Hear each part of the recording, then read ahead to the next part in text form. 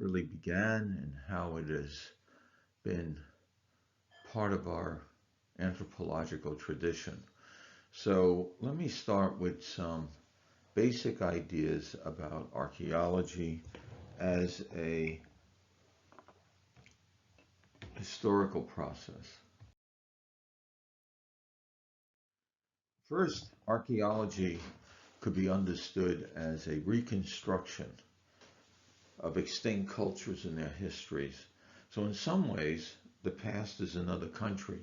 They do things that are different there. Whether one views the past in the world archaeologically as a product of accidental events or unrelated human decisions, or as unexplainable or even predictable, most scholars try to begin to understand the past by reconstructing and describing it. Now you can see on the slide that there's an expression from claw to lion. Basically, reconstructions of the past are usually based on the principle known to the Romans. This expression comes from Rome in the antiquity of Rome, that from the claw, the lion, or the notion that from a part we can know the whole through the process of analogy and inference. Archaeologists, for example, have carefully studied the remains of the tomb of Egypt's King Tut. And through this process of analysis and inference, we can know a lot about this pharaoh and his culture. Studies of his teeth, for example, indicate his genetic relationship to his relatives. Some of those mummified bodies have been found, and the analysis of food and wine with which his tomb was supplied appeared to reflect both his diet, what he ate on a daily basis, and hoped to eat in the next life. Analysis of the chariots and furniture in the tomb really give us a sense of what his everyday experience was, and the inscriptions on the tomb walls offer descriptions of his religious belief and history. Let me show you some images of these. So here we have the tomb walls. You can see the very clear images, and these have been studied exhaustively to give us an idea of the cosmology and the way people in Egypt at his time believed what was true in the world and what wasn't. And of course, we all know about hieroglyphics, and so there was great study as well as what was written. You could see the actual coffin, for lack of a better word, of which he was buried, and this tells us something. So these reconstructions of his life are vivid. They're not just impressions of a preserved object. Rather, we can see our own lives at a certain level in what we see about his life. In other words, you can see what was important, what is not important. And for many people, the pleasures of the ruins they experience, and when they read about these reconstructions and interpretations, are great. They actually think, gee, life in ancient Egypt was not really very different than mine. Or they might think it was extraordinarily different. So here's the problem. We really do not know what went on in the mind of this pharaoh. We can see that we can make an analogy of the past to the present, and we can reconstruct his life as the best we can through interpretation and historical trends, but we really cannot know him. Here he is. You can see he's quite young. I like the mascara treatment. It's very interesting. Little touch. And of course, to your right, you see on the screen his face as a mummy. Not nearly as attractive as he was in the artistic reconstruction. This reconstruction, by the way, is somewhat accurate. The people in forensic anthropology have become quite good at measuring tissue depth and then trying to flesh it out. So either through computer rendering or the old school way of actually putting clay over the skeletal remain with an estimate of the tissue depth, and they use pins for the depth that they assume.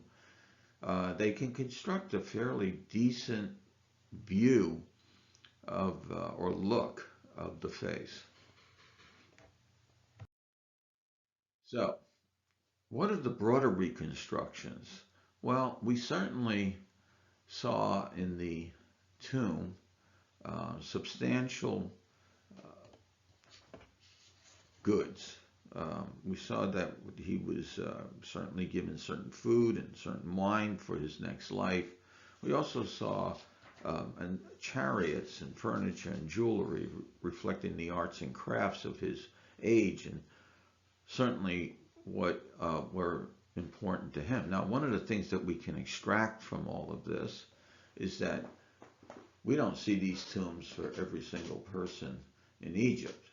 So as a consequence, we could begin to assume that this is a burial for a very special person in Egypt. As an example of this, we can say that there is a class-based society. Somebody is at the top, and there's going to be somebody at the bottom. Now, one of the things that we continually understand is that there is a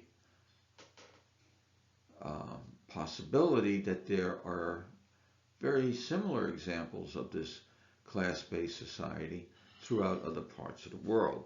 Notably, we can go to China and understand that he, meaning King Tut, and his Egyptian experience was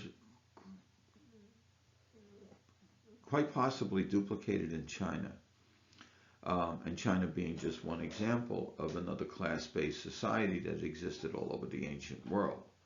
So the rich ancient tombs have been found in Peru, as well as China, Mexico, Iraq, and other places. Thus, this Egyptian pharaoh is part of a historical pattern in which more complex civilizations and antiquity have been and continue to be organized on the basis of wealth and social class. And so this Egyptian pharaoh brings us back to the most basic and important questions of a historical analysis, and that is, why did these societies, old and new world alike, all largely independent, evolve social systems based on inherited wealth and privilege? And why, moreover, this is very important, in every instance, the great mass of humanity labored mainly for the benefit of the small elite class. But even if we ask these grand questions about the past, we don't have to sacrifice the pleasure of simply trying to reconstruct the pastimes and cultures of the people.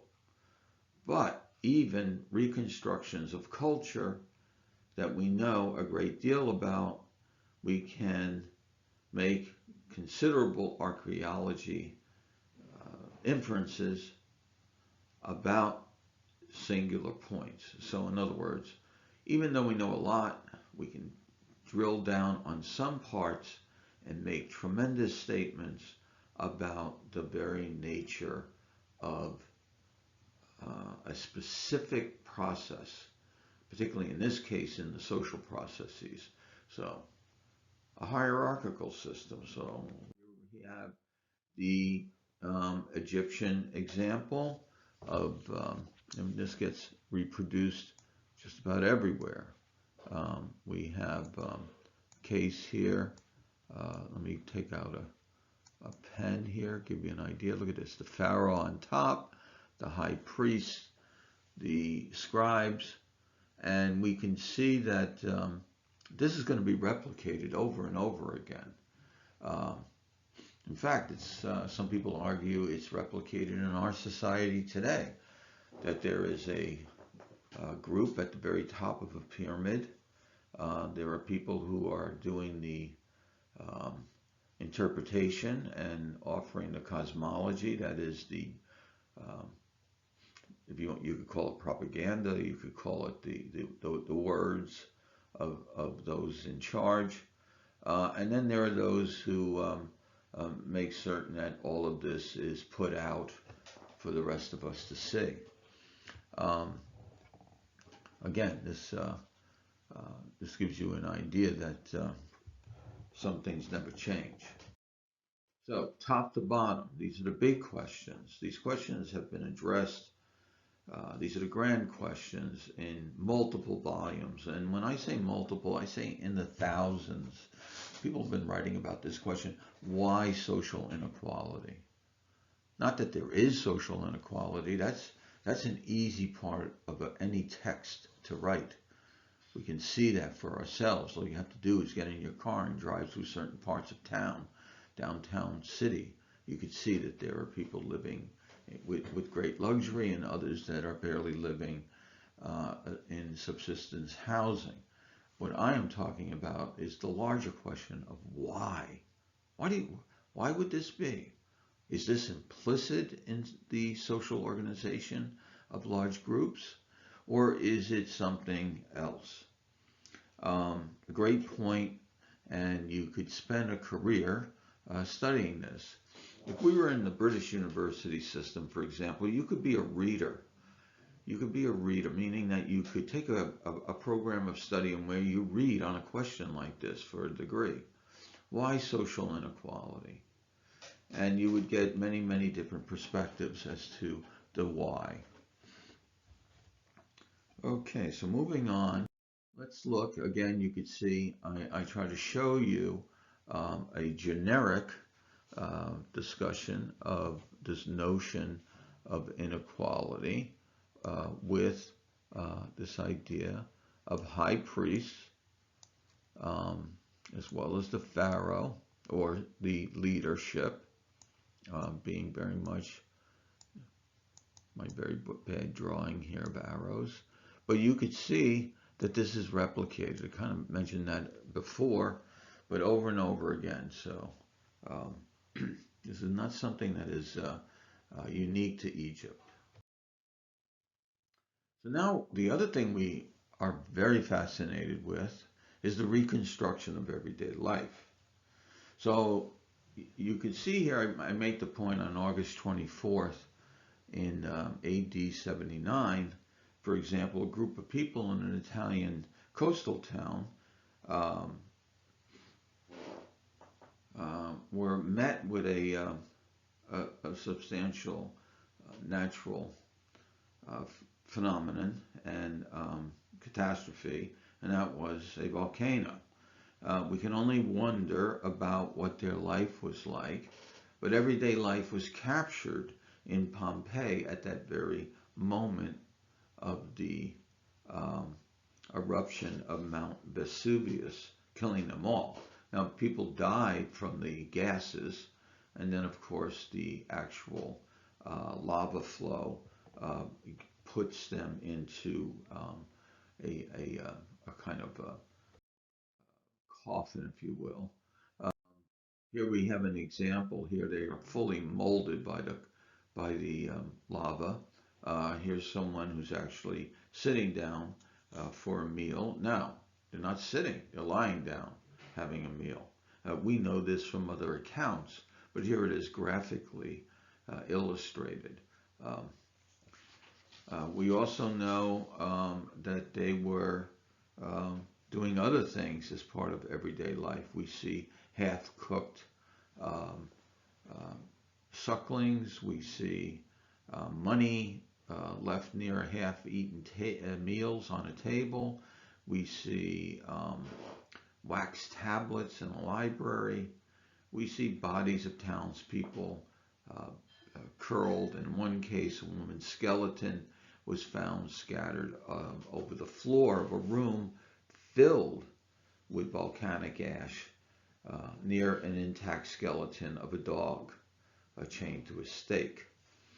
Um, so whether an archaeologist is trying to reconstruct Pompeii or any other site, the archaeologist is substituting analogy and inference for direct observation. We can infer from this what their life was. This is pretty decent. This is as close as you're going to get to direct observation. But generally speaking, archaeologists have to use ancient objects to reconstruct as much as possible about the diet, technology, the residents, the burial practices, and beliefs um, to really make a statement about the lifeway and cultures of ancient people. Now, we have something that we have to now move on to, and that is uh, what can we say about 20th century archaeology? Um, Please excuse this slide. I sort of typed the, um, uh, the letter O instead of 0 for 20th century.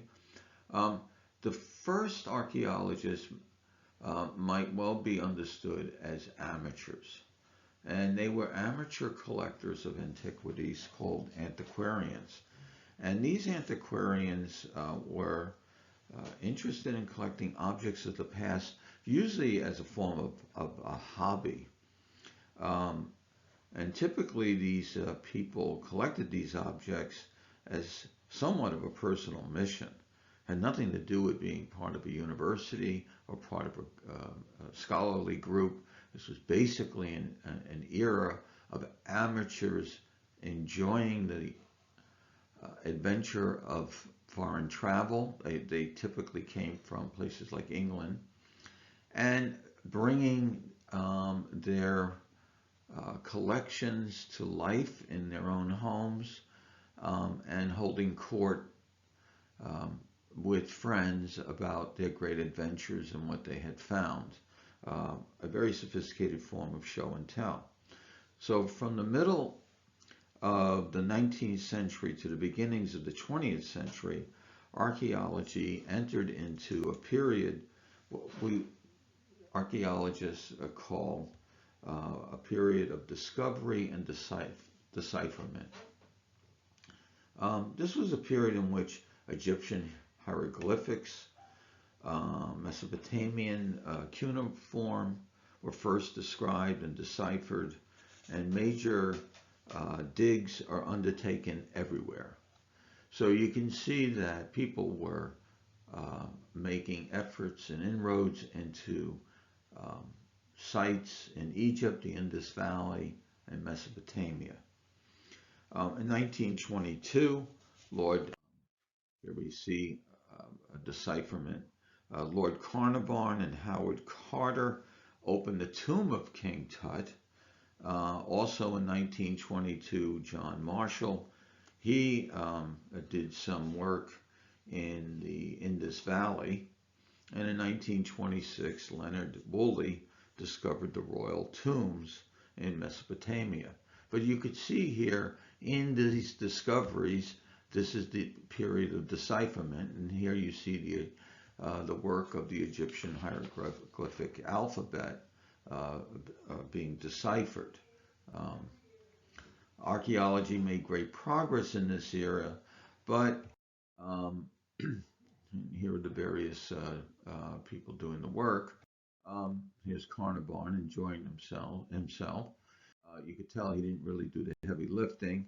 Carnarvon taking a group of his friends to the tomb. Again, these are not locals that are being shown the tomb. These are people from England being shown the great work that was being done. Carnarvon Howard Carter. Carter was basically his archaeological mentor, if you will, someone who knew his way around um, uh, digs and how to find great discoveries. And you could see the visitors now are making their way to the tomb. And of course, if you look at their dress, you can see that they're all from England. And this is really part of what I'm talking about in terms of this being a process that was done by elites in certain societies and for elites. Um, Now, one of the problems here, and here's Marshall's work, a similar kind of phenomenon in 1922, here's image Marshall. Here's the artifacts that are brought back to England. Um, uh, Another image of what he might have discovered. But and then going back to uh, Woolley in 1926, discovering um, an ancient city in Mesopotamia. Now, again, what is the problem with this work? The problem is that it has a negative image of looting. And the problem is that there was a growing frustration with an objection that although these were great finds, and even to today, these finds represent substantial work in terms of what life was like in Egypt or in the Indus Valley, but nonetheless, it created a very negative image for the antiquarians in that some people, a minority, were very much put off by the phenomenon of looting. Now, this is a very charged word, and we could debate openly, were they looting?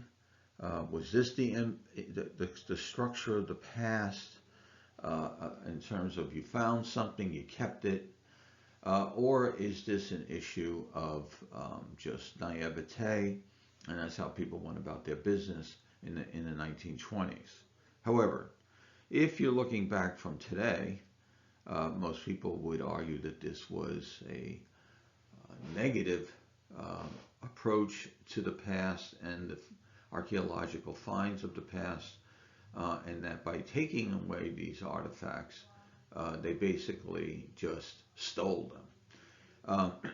As we speak, there are lawsuits going on, one of which, a very famous one, continues at length against Yale University from those in Peru and other parts of South America about returning objects that were financed by Yale, meaning the digs were financed by Yale and now are in the Yale museums on their campus, returning those items to the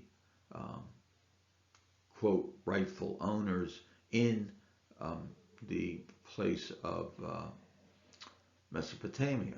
Now, I'm sorry, in Peru. So the issue is, do we really have a problem of looting, or do we have a problem of our current values being applied to those in the past? Well, by 1930, there was a growing frustration, and anthropology being a somewhat youthful discipline, it was only in the 1930s that we get this business of archaeology being something that should be more professionalized. Even the concept of the professions had not really taken full root, but the notion that this business of being simply the work of antiquarians, going out, collecting the material, and then bringing the material back to their home, or it being stored in their basements or cellars, has nothing to do with helping us make something other than description. So by 1930 is a growing frustration, and that there was an idea that there was nothing here that these people offered us other than description, of show and tell. And many archaeologists wanted to let the artifacts start to speak, let them speak for themselves, and that maybe we can make some inferences about the ancient people that they, the culture of the ancient people. So here's an early professional archaeologist, Julian Stewart. He writes this book. You can see by 1949 there's great steam, and he is moving in response to making archaeology simply more than a simple data collection and descriptive business. And he wrote an influential article called Causality and Law, and it turns into a book eventually. But in this, Stewart tries to relate to worldwide similarities in the evolution of cities, writing, urbanization, and he tries to look at basic determinants of ecology and technology and demography. So what he's trying to do here is show that there is potentially a way of constructing a theoretical framework.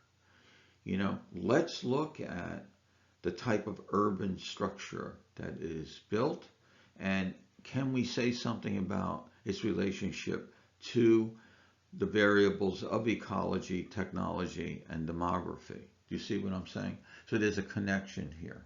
And he's trying to say that A and B might well be related. And so that's where he's trying to suggest that these artifacts actually give us a way of moving from description to theory. And here is his influential book, and you could see his image related to that text. Now, from 1960 to 1995, we have a period, what one might call a historical science. So in the 1960s, we begin to see that there's a major revival, that archaeology can be introduced as a course of study that could be empirical and positivist, meaning that the logical methods that one can use in physics or chemistry could be applied to the orientation of archaeology, the actual business of archaeology.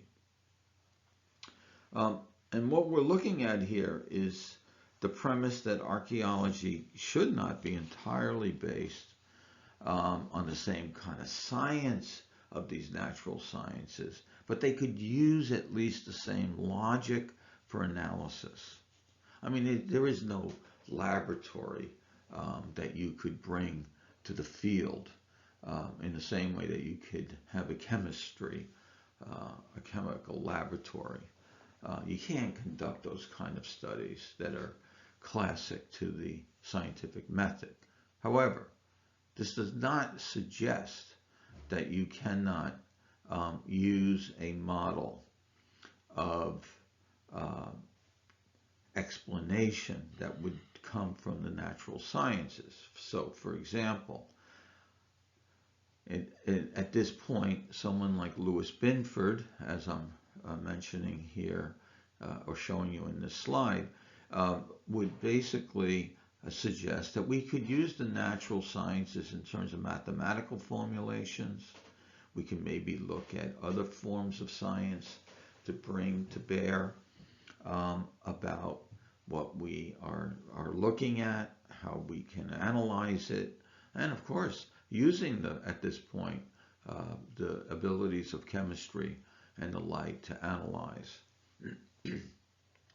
So Binford came under the influence of many, but he argued in a series of influential papers that archaeologists should turn their attention away from these endless digs that they do and attempt to reconstruct ancient cultures and histories and concentrate on general cultural processes. So he was really looking at stressing the importance of the problem statement and testing hypotheses. So moving away from the dig for the dig's sake, which is still important. We discussed very much in the early parts of this course how important the dig is. But looking at the idea of hypothesis. So Binford and many others wanted to make archaeology an objective science in which hypotheses about all forms of cultural variability could be tested. Now, this new archaeology is also called processual archaeology and includes many different methods and ideas. And so you can see what I'm suggesting here, the math, the evolution theory, the ecology theory, systems theory, as sort of physics of history. Okay, so here's again, decoding the archaeological record, as you can see, is the subtitle of his book, In Pursuit of the Past. And so in many regards here, these archaeologists believe that mathematics played a big role, other evolutionary science and cultural ecology, helping them understand complex integrated systems, would really help understand patterns of cause and effect that are complex in their complex way, interrelated, and rarely unidirectional.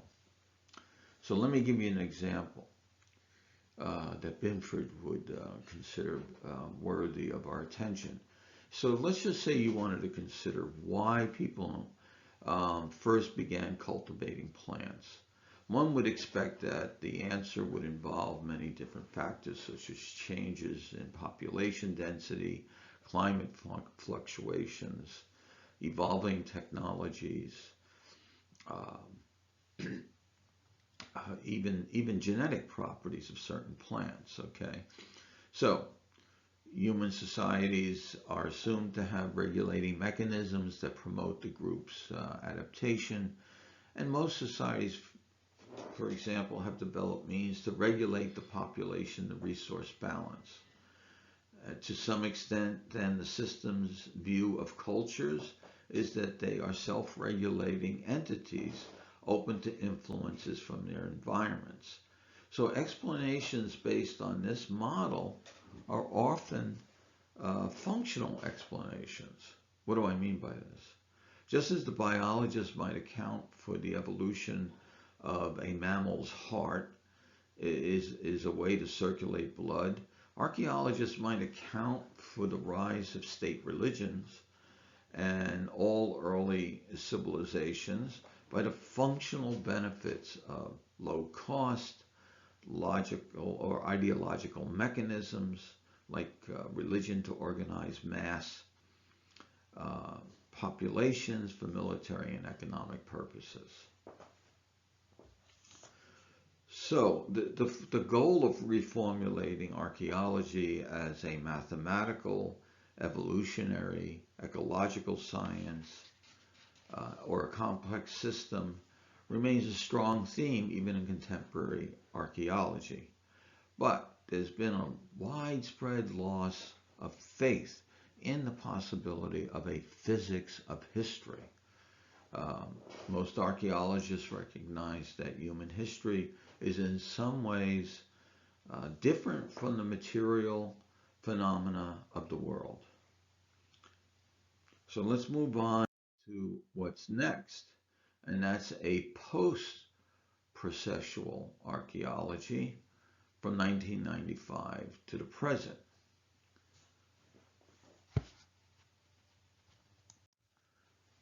Post-processional archaeology basically is suggesting that we look at archaeology as a humanistic, or most important, an interpretive process. So these archaeologists say that there are many shortcomings to the previous form of archaeology as this basic physics of history. The new archaeologists say that the archaeologists of the past, the Binford's era, neglect the influence of culture, neglect the way people thought about processes, and that it concentrates too much on norms rather than individuals. And it really attempts to incorporate the ideas used by society to structure how material culture fits into a society's worldview. The post-processional group have found many different frameworks, but none are trying to capture the physics of history, basically. Most of these people are endorsing an archaeology that believes in the search for empirical science of artifacts. That's fine. You could go out and look for artifacts, but that there is no definitive way of interpretation. They believe that archaeology can use scientific methods such as radiocarbon dating, but it will always be a humanistic enterprise and an interpretive exercise. So the major difference here to be understood with these two simple statements is that archaeologists today believe, very importantly, that history is what happened. Let me go back here. History is what happened in the past. The post people believe that history is what a living society does. As a consequence, we see that there is a conflict. So one would say, in Ian Hodder is a major contributor, that the essential idea of this new archaeology is to ask a very important question. So who owns the past? Okay, and here he is reading the past and giving us the idea that there is no way that you can fully and completely understand the past, that there always is an interpretive, what I would call edge, or an interpretive component in which one can read one way into the text of the past and another could read that same text in a different way. So Western European archaeologists have begun to question their right to interpret the past to so many different cultures and people around the world. That's a whole nother story of a kind of a politic or an ethics of this interpretation. But for our purposes, the difference is the interpretive spin. I'm going to stop here for this lecture, and I hope you've enjoyed this, and I'll see you in the next lecture on the very techniques of archaeology.